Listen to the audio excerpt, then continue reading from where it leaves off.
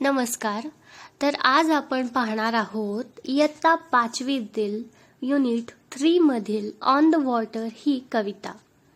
तर कवितेच्या टायटलचा अर्थ आहे पाण्यावरती. चला तर कवितेला सुरुवात करूया. In a little boat to glide on the water blue and wide, while the sky is smooth and bright, what could give us more delight? इथे कवी म्हणतो की आम्ही आमच्या छोट्याशा नावेमध्ये प्रशस्त आणि निळ्या पाण्यावरती सरकत आहोत. ग्लाइड म्हणजे काय? सरकणे. आणि तो असंही म्हणतो की जे आकाश आहे ते खूप प्रकाशमय आणि मऊ वाटत आहे आणि याच्यापेक्षा जास्त आनंदी काय असू शकते. पुढे कवी म्हणतो, see the ripples how they run, twinkling brightly in the sun, while reflected we can see shadows of each hill and tree.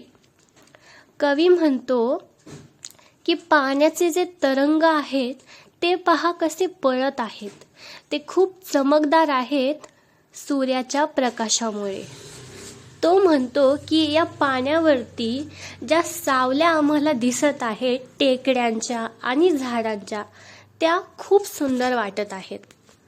पुढे कवी म्हणतो, see the lilies round and large, floating near the reedy marge, where the water rush has its place at the heavy water mess.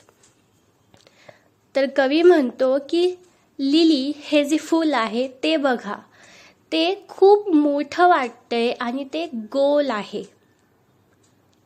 तो असेही म्हणतो की बलरश म्हणजे नदीकाठी किंवा तलावाकाठी जे गवत असते त्याला बलरश म्हणतात. तो म्हणतो ते बलरश किंवा ते जे गवत आहे ते त्याच्या जागेवरती आहे आणि ते त्याची जागा सोडत नाही. See the great green dragonfly and the swallow skimming by. See the fishes spring and gleam ere they splash into the stream.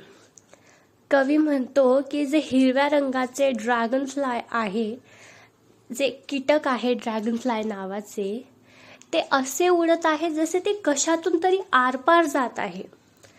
पुढे तो हेही म्हणतो की जे मासे आहेत ते बघा किती चमकदार वाटतात.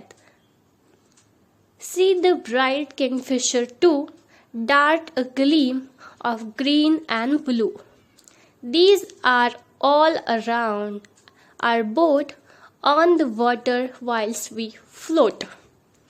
तो पुढे असं म्हणतो की जे चमकदार असा किंगफिशर मासा आहे तोही बघा, त्याच्या शरीरावरती हिरव्या आणि निळ्या रंगाचे डाट दिसत आहेत.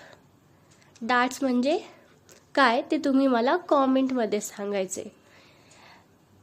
आणि तो पुढे असं म्हणतो की हे सर्व आमच्या बोटीच्या म्हणजे आमच्या छोट्याशा नावेच्या आसपास आहे, जेव्हा आम्ही हळुवारपणे त्या पाण्यावरती तरंगत आहोत.